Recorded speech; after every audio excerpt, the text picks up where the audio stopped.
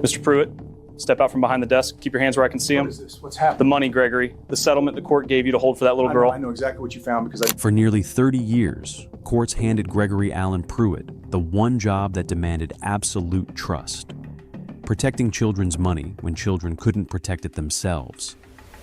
Every single one of them was wrong to. 4 years of sworn accountings. Every one of them I false. am not going to fight you. I've carried this long enough. I just want to know. She would never get that money back the way it was supposed to come back to her. Not clean, not whole, not the way her mother's death was supposed to make possible. By the time detectives from the Pinellas County Sheriff's Office knocked on Gregory Allen Pruitt's door, $470,000 was already gone. Spent, absorbed into a boat slip lease, a second mortgage, private school tuition for his own children, and $90,000 of consumer debt he had run up, while a 9-year-old girl waited to turn 18. 4 years. 4 sworn annual accountings filed with the Clerk of the Court. Every single one of them was a lie. Before we go any further, a guardian ad litem is the person a court appoints to stand between a child and the people who might exploit them. Ask yourself, honestly, how much you know about the fiduciaries who hold money in your own family's name. Drop your answer in the comments, and subscribe if you haven't yet. We cover cases the local news buries on page 9 every single week. Gregory Allen Pruitt was born in September of 1968 in St. Petersburg, Florida, to a marine mechanic named Allen Pruitt and a legal secretary named Ruth Ann Pruitt. His father worked at a boatyard on Coffee Pot Bayou, repairing outboard engines for charter captains. His mother spent 31 years at the same downtown Clearwater law firm, typing pleadings and answering phones for 4 generations of Pinellas County attorneys. Money in the Pruitt household was tight, but never absent. Gregory grew up in a 2-bedroom stucco house on 22nd Avenue North, a block from Crescent Lake, with a bicycle in the carport and a screened-in porch where his father cleaned redfish on newspaper. The influence that mattered was his mother's. Ruth Ann brought home stories from the firm: inheritance disputes, custody hearings, guardianship files that carried on for years after the children involved had grown up. She kept a leather-bound Black's Law dictionary on the kitchen table and made her son use it whenever she quizzed him on words. By the time Gregory was 12, he could recite the Latin phrases for standing, laches, and in loco parentis without pausing. His mother believed the law was one of the few honest ladders out of a working neighborhood. She wanted her son to climb it. He attended St. Petersburg High School, graduating in 1986 with the yearbook epitaph, "Reliable, unshowy, will probably become a judge." He enrolled at the University of South Florida on a partial scholarship and worked 2 evenings a week at the Clearwater law firm his mother had spent her life inside, filing motions and copying discovery under fluorescent lights that hummed like insects. He was, according to a partner who wrote his letter of recommendation, a young man with an old man's patience. He entered Stetson University College of Law in 1990. Stetson, in Gulfport, was a short bike ride from his childhood home, and he lived at home through his first year to save the rent. Classmates remembered him as the student who never missed a professor's office hours and who took notes in blue ink on lined paper long after the rest of the class had moved to laptops. His grades were solid, never brilliant. He graduated in the middle of his class in 1993 and passed the Florida bar on his first attempt. His first job was at Hallbrook, Kane, and Simmons, a 5-attorney family law firm on 4th Street North in St. Petersburg. He was hired as an associate at a starting salary of $32,000 a year. His first assignment was to handle guardianship filings, the paperwork the senior partners considered too tedious to touch. Pruitt did not complain. He read every statute in Chapter 744 of the Florida statutes twice, took a continuing education seminar on minors' compromise settlements, and within 18 months had become the firm's default expert on guardian of the property matters. His performance reviews from those early years are still on file. Detail-oriented, one partner wrote in 1996. Handles paperwork most attorneys find soul-crushing. Would benefit from more courtroom exposure, but shows steady judgment on fiduciary questions. Another, 2 years later. Trustworthy with client funds, meticulous with trust accountings. Recommend continued specialization in guardianship practice. He married a woman named Kathleen Marie Devlin in 1997. She taught 4th grade at a public elementary school in Seminole. They bought a small ranch house on a canal in Gulfport in 1999 and had 2 children, a boy in 2001 and a girl in 2004. Photographs from that period show a man in khakis and a short-sleeved dress shirt at his son's Little League games, at his daughter's ballet recitals, at family dinners on the back patio, with citronella candles burning against the mosquitoes. He drove a used Honda Accord. He wore the same Navy suit to court for a decade. In 2004, at the age of 36, Pruitt was appointed by a Sixth Judicial Circuit judge to serve as guardian ad litem in a contested custody case involving a 7-year-old whose parents were fighting over a minor personal injury settlement. It was his first court appointment. He billed at the reduced rate the court allowed, filed a thorough report, and recommended a structured settlement plan that the judge adopted verbatim. The order was signed and entered. The child was protected. The appointments kept coming. By 2008, Pruitt had left Holbrook, Kane, and Simmons and opened a solo practice under the name Pruitt Fiduciary Law in a small suite above a title company on Central Avenue. He kept his overhead low. He kept his files organized. He answered the court's phone calls on the first ring. Judges liked him because he did not grandstand and he did not miss deadlines. By 2012, he was on the Sixth Circuit's short list of attorneys who could be trusted with minors' estates, the kind of file where the money involved was real, the beneficiary was too young to check, and the paperwork had to be filed on a fixed schedule for years on end. He chaired the Pinellas County Bar Association's Committee on Guardianship Ethics from 2013 to 2015. He spoke twice at Florida Bar, continuing legal education seminars on the fiduciary duties owed by guardians of the property. His slides quoted from the Restatement of Trusts. His handouts included a checklist for annual accountings that other attorneys photocopied and kept in their file drawers. He was, by every observable measure, one of the good ones. To understand what Pruitt did, you have to understand what Florida law was built to prevent. When a minor child in Florida receives money from a personal injury settlement, a wrongful death payout, or an inheritance, the law does not allow that money to be handed to a parent, a relative, or even to the child directly. The state's position, codified in Chapter 744 of the Florida statutes, is that children cannot protect their own financial interests, and adults who love them sometimes cannot either. Grief, debt, addiction, or simple bad judgment can wipe out a child's future in a single weekend at a casino. So Florida built a fence around the money. The fence has 3 parts. First, the money goes into what is called a restricted depository account. It is opened at a federally insured bank in the child's name, and it carries a court-ordered restriction on its face. The bank is legally forbidden from releasing so much as $1 without a signed order from a judge. Not a request from the parent, not a letter from an attorney, a signed, dated, sealed order from a circuit court judge, filed with the clerk of the court, and served on the depository institution. Second, the court appoints a guardian of the property. This is usually an attorney, sometimes a bank trust officer, occasionally a family member vetted by the court.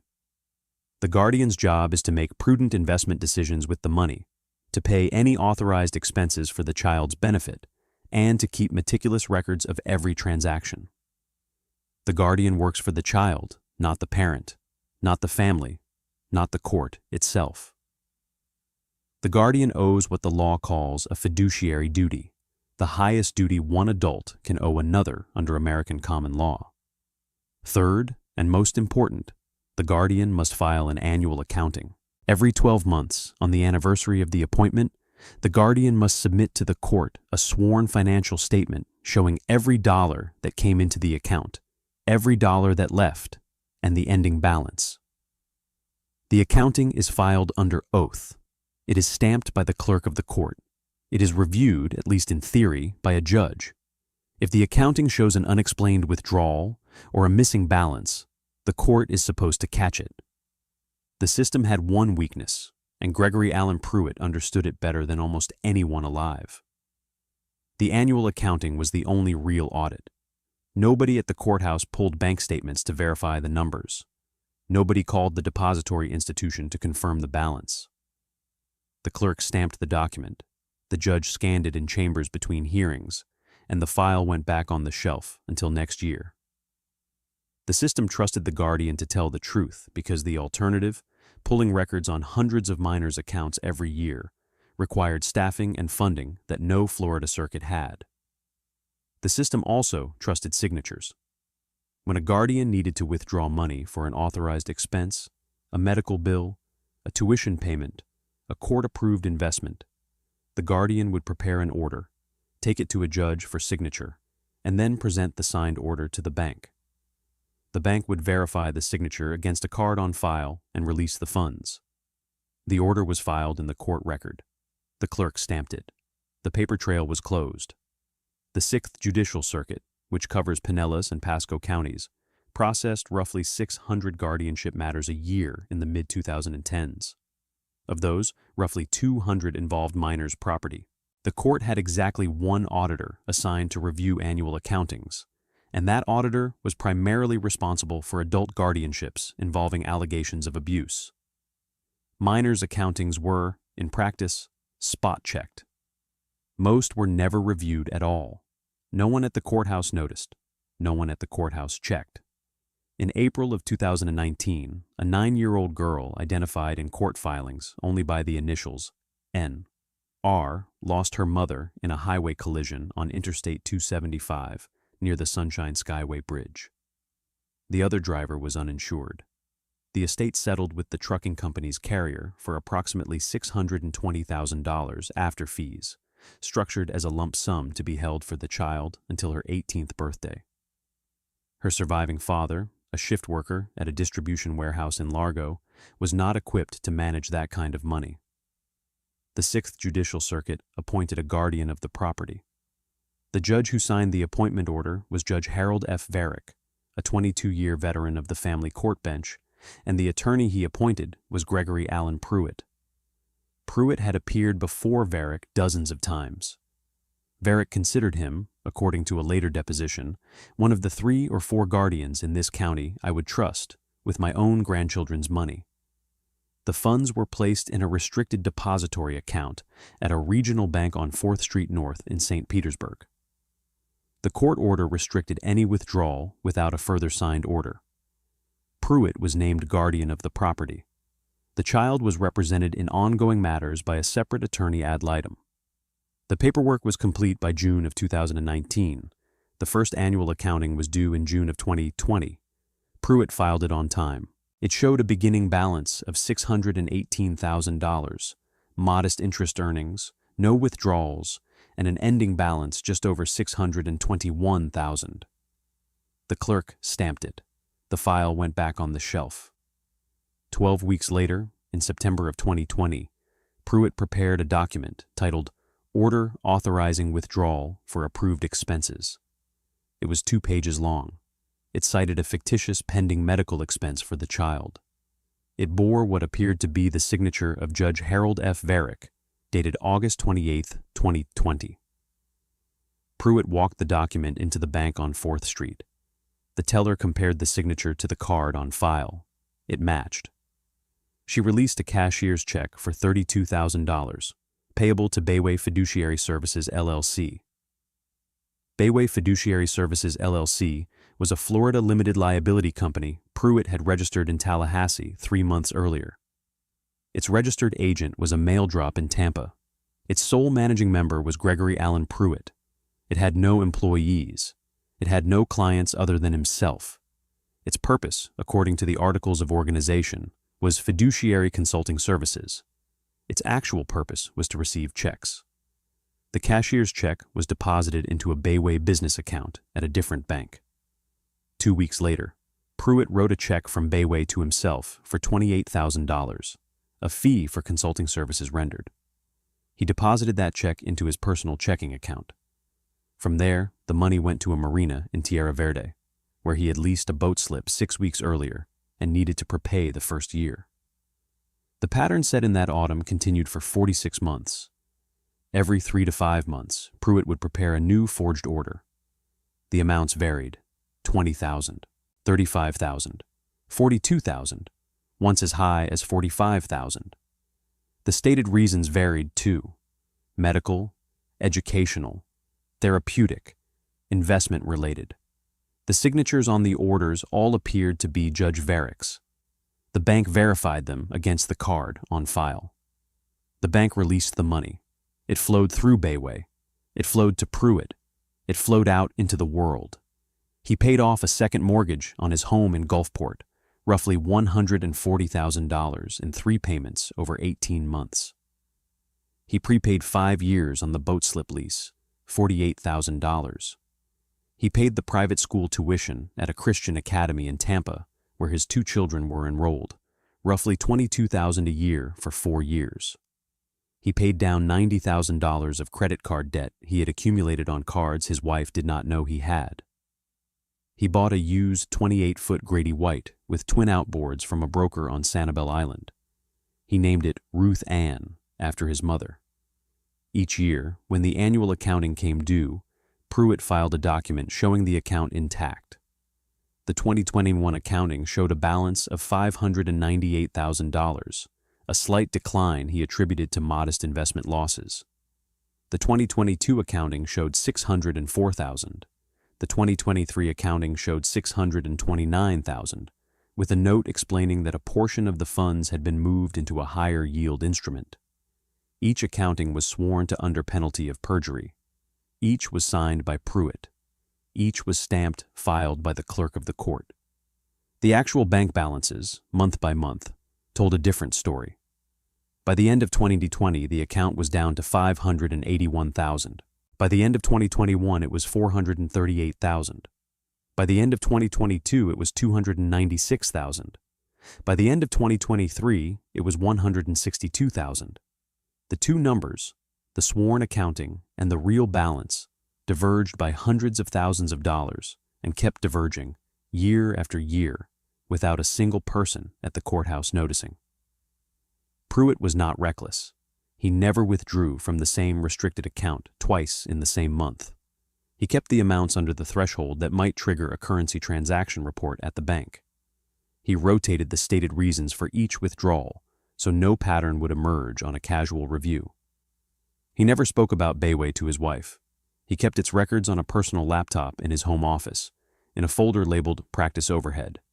He was also not the only file. In 2021, he made 2 smaller withdrawals, $17,000 and $22,000, from the restricted account of an 11-year-old boy whose father had died in a construction accident. In 2022, he took $4,800 from the account of a 14-year-old girl who had received a settlement from a medical malpractice case. Small enough that the accountings could absorb them. Small enough that they did not draw attention. But together with NR's account, they meant something specific. The pattern was not a single lapse. It was a practice. We are about to walk into the moment this all came apart. Before we do, if a story like this makes you think about the paperwork nobody in your family has ever actually read, that is not an accident. Subscribe if you want to see how these systems fail from the inside. We cover a new one every single week, and the mainstream press does not. The catalyst was the calendar. NR was born in October of 2006. Her mother died when she was 9. Her settlement was placed under Pruitt's guardianship when she was 10. Every year on the anniversary of that appointment, the same accounting was filed, showing the same reassuring 6-figure balance, and every year NR grew a year older, closer to the age at which the law said the money would finally be hers. In the spring of 2024, NR was 17 and a half. She lived in a small rental house in Kenneth City with her father, worked weekend shifts at a smoothie shop in Tyrone Square Mall, and was in the middle of applying to state colleges. Her father, at the recommendation of a friend at the warehouse, retained a successor attorney to prepare for the release of the settlement funds on NR Yee's 18th birthday in October. The successor attorney was a woman named Denise Elena Marchetti. Marchetti was 41, a solo practitioner in Seminole who specialized in probate and elder law. She had been in practice for 14 years. She was, in the polite phrase of a colleague who worked in the same building, not somebody who took anything on faith. Marchetti's first call was to Pruitt. He was courteous, professional, and confirmed by email that the settlement funds were intact and would be available for distribution in October. He offered to send her a copy of the most recent annual accounting. He did. It showed a balance, as of the previous filing, of just over $629,000. Marchetti's second call was not to Pruitt. It was to the regional bank on 4th Street North, where the restricted depository account was held. She identified herself as successor counsel for the minor beneficiary. She asked for a current bank statement, sent directly to her office by certified mail. She was entitled to it. The bank complied. The envelope arrived on the morning of April 22, 2024. Marchetti opened it at her desk. The statement showed a balance of $148,312.41. She read it twice. She turned to the transaction history on the second page. She saw a pattern of withdrawals over 4 years, each accompanied by a reference number citing a court order. She pulled up the docket for NR's guardianship case on the Clerk of Court's public portal. There were no orders authorizing any of those withdrawals in the case file. Marchetti did not call Pruitt. She did not send him an email. She placed both documents, Pruitt's most recent accounting and the bank's current statement, into a manila folder, and she drove to the Pinellas County Justice Center on 53rd Street North. She asked to speak with the guardianship program administrator. She showed her the folder. The administrator read it, looked up at Marchetti, and picked up the phone. By the end of that same afternoon, the Sixth Judicial Circuit's chief judge had entered an emergency order freezing every account for which Gregory Allen Pruitt served as guardian of the property. There were 14 of them. The Florida Bar was notified the following morning. The Pinellas County Sheriff's Office was notified the morning after that. The lead investigator was Detective Erica Nolan Trask of the Pinellas County Sheriff's Economic Crimes Unit. Trask was 39, a former forensic auditor with a CPA license who had transferred into law enforcement at 31. She spent the first 2 weeks reading, not interviewing, not knocking on doors, reading. Every annual accounting Pruitt had filed on every minor's estate for the past 6 years. Every bank statement the Clerk of Court could subpoena. Every order in every case file bearing his signature or one that referenced his appointment. She retained a forensic accountant named Marcus Aurelio DeVoe, a former Big Four partner who had testified in 11 federal fraud trials. DeVoe's team reconciled 4 years of bank records against 4 years of filed accountings on NR's file alone. Their conclusion, delivered in a 41-page report to the state attorney's office, was unambiguous. The 2 sets of numbers matched on no single line, not one deposit, not one interest posting, not one balance. Every accounting Pruitt had filed on NRX's file was fabricated from the ending balance backward. The forged orders came next. DeVoe's team pulled every withdrawal authorization the bank had honored on the account. They compared the signatures on those authorizations to authentic signatures from Judge Harold F. Varick's official court orders during the same period. The forgeries were competent, but not perfect. The pressure of the pen was wrong. The angle of the capital H in Harold leaned 3 degrees further left on the forgeries than on any authentic signature. A forensic document examiner from the Florida Department of Law Enforcement confirmed the analysis. Then came the moment the case turned from strong to overwhelming. 2 of the forged orders were dated after Judge Varick had retired from the bench. Varick had stepped down on December 31st, 2022. The forged orders were dated March 14th, 2023 and August 9th, 2023. Judge Varick could not have signed those orders. He was not a judge on those dates. He had been fishing in North Carolina. Trask executed a search warrant on Pruitt's home in Gulfport and his law office on Central Avenue on June 6, 2024. She recovered his notary log, his personal laptop, his firm's client trust account records, and a locked filing cabinet in his home office. The notary log, which under Florida law must record every notarial act with date, notary signature, and thumbprint, contained no entries corresponding to any of the withdrawal authorizations. The laptop contained a folder labeled Practice Overhead with Bayway Fiduciary Services LLC bank records, Pruitt's personal spending logs, and drafts of the forged orders themselves. The drafts had metadata timestamps. Each draft had been created between 2 and 11 days before the corresponding order was walked into the bank. The filing cabinet contained a manila folder labeled with NR-IS initials. Inside were 4 documents. They were Pruitt's own working drafts of the 4 annual accountings he had filed on her case. On each draft, in blue pen, he had made notations to himself. Beside the ending balance for the 2021 accounting, in his own handwriting, was the note reconciled to Bayway Ledger, adjust. Beside the 2023 ending balance was the note target $629,000, actual $162,000, diff $467,000. He had written down the exact discrepancy. He had done the math himself. He had known. Trask interviewed 9 other attorneys who had appeared with Pruitt on guardianship matters, 5 bank employees, 3 court staff, and 2 of Pruitt's former paralegals. One of the paralegals, a woman named Cheryl Ann Wexler, who had worked for him from 2018 to 2021, recalled a conversation from the summer of 2020. Pruitt had asked her, in passing, whether the bank on 4th Street verified withdrawal orders against the case file at the courthouse, or only against the signature card. Wexler had told him it was only the signature card. She had thought nothing of it at the time. She thought about it now. Investigators also identified the 2 other minors' accounts Pruitt had tapped. The 11-year-old boy whose father had died in the construction accident had lost $39,000 total. The 14-year-old girl from the medical malpractice case had lost $4,800.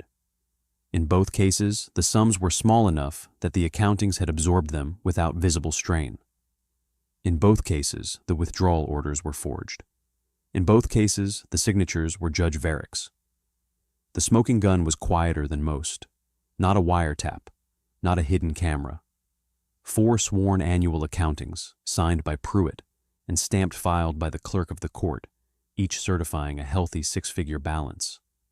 Beside them, 4 years of bank statements from the depository institution, showing the account bleeding out to nearly empty.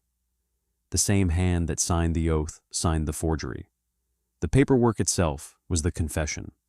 Detectives arrested Gregory Allen Pruitt on the morning of June 11, 2024, at his home in Gulfport.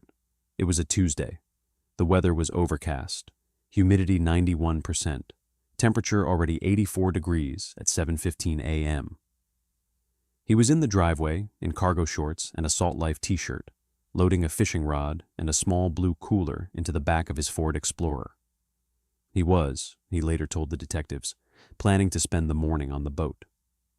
Detective Trask approached with 2 uniformed deputies from the sheriff's office and a Sixth Circuit warrant. Body-worn cameras were running on all 3 officers. Mr. Pruitt, Detective Trask, Pinellas County Sheriff's Office. Please set the cooler down. What is this about? Sir, I have an active warrant for your arrest on charges of exploitation of a vulnerable person, grand theft in the 1st degree, and multiple counts of forgery. I need you to place your hands on the vehicle. There's been a mistake. Sir, hands on the vehicle. I want to call my attorney. You can do that from the station. Right now, I need you to place your hands on the vehicle. He did. He placed both palms flat against the rear panel of the Explorer. His fishing rod was still leaning against the bumper. The deputies patted him down, cuffed him, and read him his rights. He said nothing else on the driveway. His wife, Kathleen, came out onto the front step in a bathrobe and watched. She did not speak either. She would tell investigators later that she had never heard of Bayway Fiduciary Services LLC, that she had believed the family's improved finances over the past 4 years came from a series of business investments her husband had made, and that she had signed joint tax returns without reading the schedules. In the back of the patrol vehicle, on the way to the sheriff's office intake facility on Ulmerton Road, Pruitt did speak once into the recording system in the cage.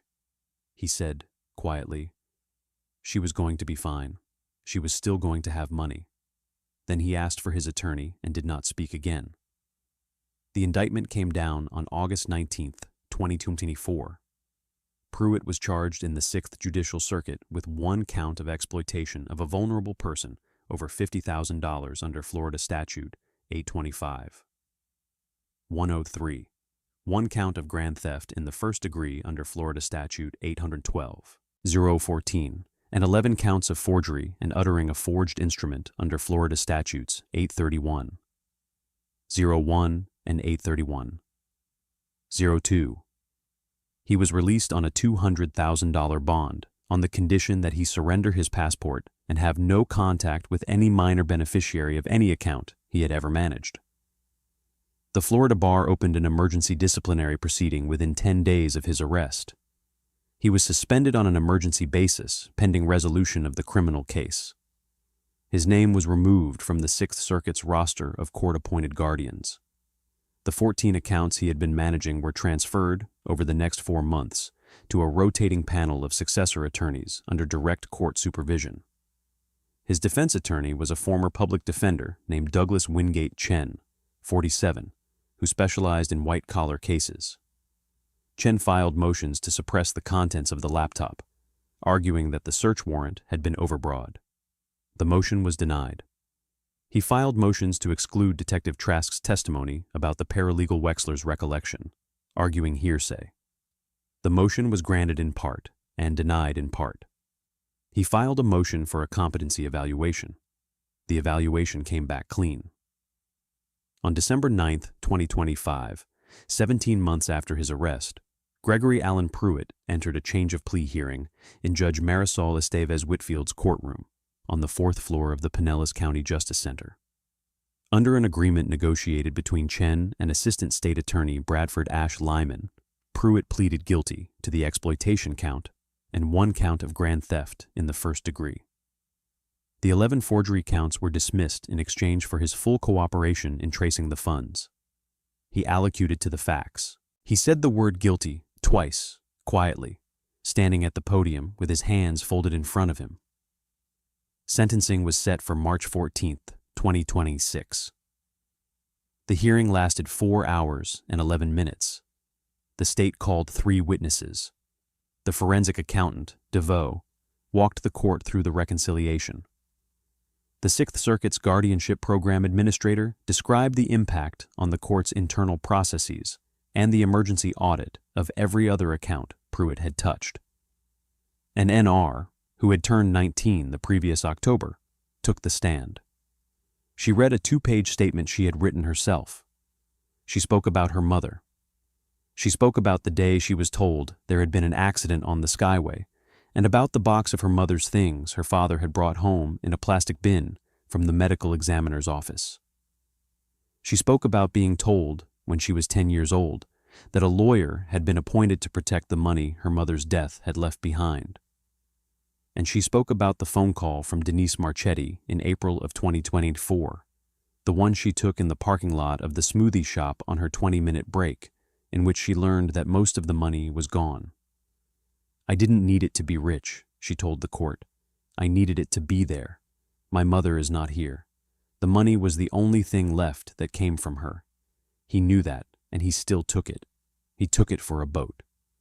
Judge Estevez Whitfield delivered her sentence at 4:02 in the afternoon. She spoke for nearly 11 minutes before pronouncing the sentence itself. Mr. Pruitt, she said, the crime you committed is not a crime of impulse or of desperation. It is a crime of patience. You spent 46 months preparing documents, signing false oaths, and calibrating withdrawals to fall beneath a threshold that would draw attention. You did this to a child who had already lost her mother. You did it with the seal of this court and the signature of a colleague who trusted you. You did it while chairing an ethics committee. There is no version of this record in which the court can treat what you did as anything less than the most serious violation of fiduciary duty this circuit has seen in my time on this bench. She sentenced him to 9 years in Florida State Prison, to be followed by 6 years of probation. She ordered $470,000 in restitution to begin from the liquidation of his seized assets, including the boat named after his mother. She imposed a lifetime bar from any fiduciary or guardianship appointment in the state of Florida. The Florida bar's permanent disbarment order was entered 9 days later. He was transferred, after intake at the Pinellas County Jail, to South Bay Correctional Facility in Palm Beach County, a mid-security state prison south of Lake Okeechobee. His projected release date, with credit for good behavior, is October of 2033. He will be 66 years old. The restricted depository account that held what remained of NR's settlement was closed on March 30th, 2026, and its balance, $148,000, plus a partial restitution disbursement of $31,000 from the sale of the Grady White, was released to her on her 20th birthday. She used part of it to pay tuition at St. Petersburg College. She used part of it to help her father move into a slightly larger rental. She used part of it, she told a reporter for the Tampa Bay Times, to buy a headstone for her mother's grave, which had been marked for the past 13 years by a temporary aluminum plaque. The system Florida built to protect children from exploitation had exactly one point of failure. It was the annual accounting. It was the sworn document that said the money was safe. It was the piece of paper that the clerk stamped, and the judge scanned, and the file swallowed for another year. Gregory Allen Pruitt did not break into a vault. He did not hack a bank. He signed his own name on a lie 4 times, and the system took him at his word, and a 9-year-old girl grew up while the money, her mother's death, was supposed to leave her drained into a boat slip and a mortgage and a private school tuition and a stack of credit cards nobody else knew he had. This case was quiet, but the case on the right-hand side is louder and somehow worse. Click it now.